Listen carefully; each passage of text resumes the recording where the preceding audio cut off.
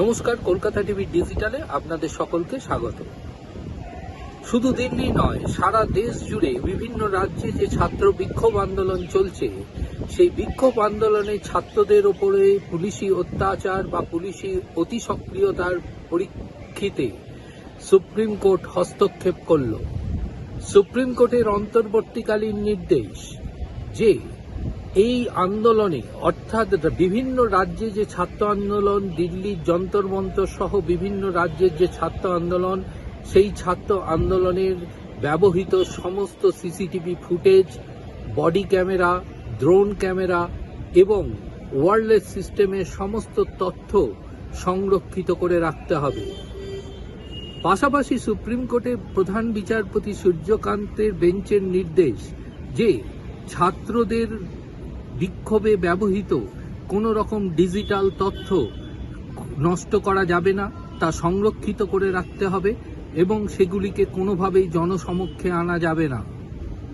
Supreme কোর্টের অন্তর্বর্তীকালীন আরও নির্দেশ, বিক্ষোভকারী ছাত্রদের বিরুদ্ধে কোনো রকম কঠোর ব্যবস্থা গ্রহণ করা যাবে না।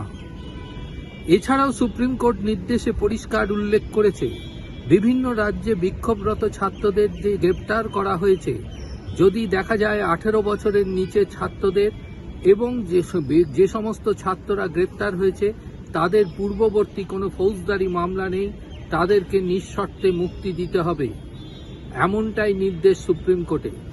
সুপ্রিম কোর্ট এই নির্দেশিকায় আরও উল্লেখ করেছেন, দেশের সমস্ত রাজ্যের মুখ্য সচিবকে তারা নোটিশ জারি করেছেন, তাদের রাজ্যে বিভিন্ন ছাত্র আন্দোলনের প্রেক্ষিতে তারা কি ব্যবস্থা গ্রহণ করেছেন সে বিষয়ে সুপ্রিম কোর্টকে জানাতে হবে এবং সে বিষয়ে তার রূপরেখা তৈরি করতে হবে।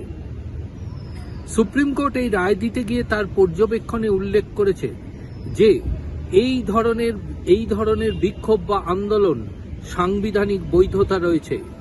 ছাত্রদের সেই সাংবিধানিক বৈধতা অর্থাৎ শৃঙ্খলাবদ্ধভাবে, শান্তি শৃঙ্খলাভাবে এই আন্দোলনের অধিকারের ওপরে যদি পুলিশি অত্যাচার বা পুলিশি নিষ্ক্রিয়তার যে অভিযোগ, সেই অভিযোগ প্রমাণিত হয়, সেক্ষেত্রে সুপ্রিম কোর্ট উপযুক্ত ব্যবস্থা গ্রহণ করবে। তারপর সুপ্রিম কোর্টের পর্যবেক্ষণে আরও উল্লেখ, অপরদিকে সুপ্রিম কোর্টের কাছে যে অভিযোগ এসেছে যে 250 পুলিশ কর্মী আহত হয়েছে, সেই বিষয়টিও সুপ্রিম কোর্ট তার বিশেষভাবে বিবেচনা করবে।